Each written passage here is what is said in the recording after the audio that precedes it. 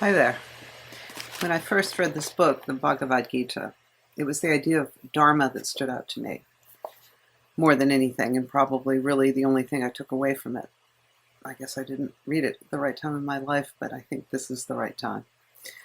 Now, I know you've heard the word Dharma a million and one times in pop Buddhist stuff, ironically used in cultural artifacts, and every time you go to a meditation center, they're going to have a Dharma talk.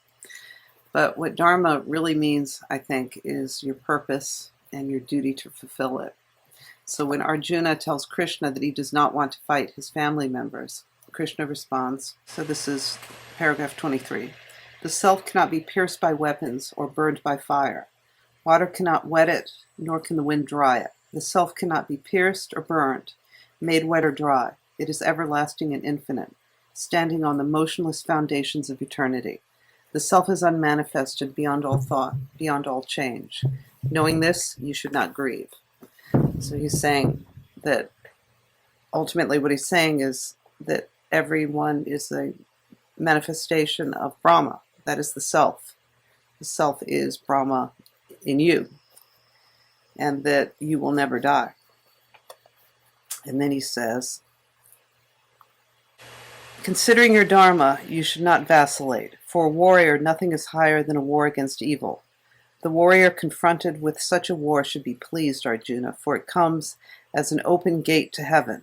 But if you do not participate in the battle against evil, you will incur sin, violating your dharma and your honor. Now, as much as I wanted to stick to the 6 books, I have to relate this passage to another book, which is C.S. Lewis' Mere Christianity. In discussing the Christian directive of pacifism, or the idea that thou shalt not kill, Lewis indicates that sometimes a Christian will be called to kill, like in times of war. War is a dreadful thing, and I can respect an honest pacifist, though I think he's entirely mistaken. What I cannot understand is the sort of semi-pacifism you get nowadays, which gives people the idea that though you have to fight, you ought to do it with a long face, as if you were ashamed of it. It is that feeling that robs lots of magnificent young Christians in the services of something they have a right to, something which is the natural accompaniment of courage, a kind of gaiety and wholeheartedness. So what both Krishna and C.S. Lewis are saying is, you must go forward with your duty, and you must do it with full engagement. As for Arjuna and the Christian soldier, this means vanquishing the enemy. And it doesn't necessarily mean that the enemy is a set enemy, a set evil exists in the world. Evil in these cases can be both static and dynamic, occurring in time and place and circumstance. Because the other side is going to see you, Arjuna, and you, the Christian soldier, as evil also. This is an emergent property of how the battle came to be, which they talk about in the first chapter of the Bhagavad Gita, how it ended up that this rift emerged in this family. And that means that good and evil separate, and one has to vanquish the other. Because originally they weren't good and evil, they were one family.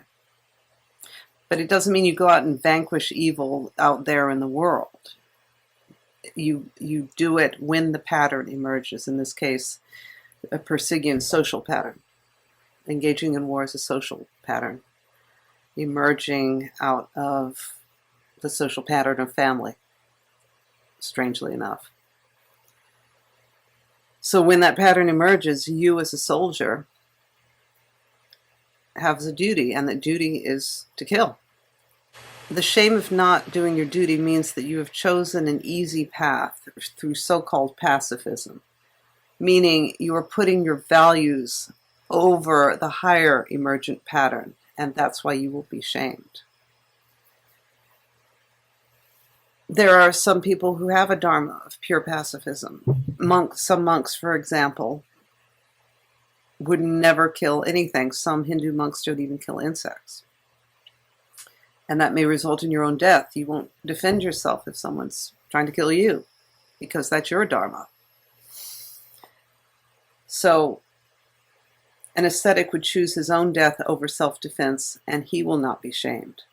A soldier must choose killing over not killing when required, not arbitrarily, not in the fog of war, but as a duty. That's dharma. So that gaiety and wholeheartedness that Lewis is referring to, by doing your duty as a soldier, can occur for Arjuna, because in that wholehearted fulfillment of his duty, he recognizes that on earth you do this duty, but in the eternal world, everyone is an expression of Brahma. And that is what allows you to do your duty and not grieve. I know that is strange for the modern sensibility, but it's saying that we're essentially timeless souls, and there is a higher, larger self that we partake of. And in a way, things like having to fulfill your dharma in war demonstrate that underneath it all, on this material plane, we're just passing through. And the similarity between these two texts goes further. C.S. Lewis says, "I have often thought to myself how it would have been if, when I served in the First World War, I and some young German had killed each other simultaneously and found ourselves together a moment after death. I can't imagine that either of us would have felt any resentment or even embarrassment. I think we would have laughed over it. I imagine someone would say, well, if one is allowed to condemn the enemy's acts and punish him and kill him, what difference is left between Christian morality and the ordinary view? All the difference in the world. Remember, we Christians think a man lives forever." Again, very different from a modern way of thinking. But note that dharma is an earthly way of acting with the knowledge of the eternal true self. That's why Krishna says that by doing your duty, this is the path to heaven.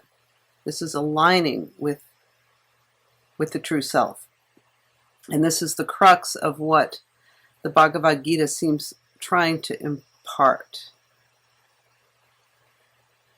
So it's one thing to know it, and the other thing to truly understand it, to truly understand that you are an embodiment of the eternal self, of Brahma. You are a manifestation of God on earth.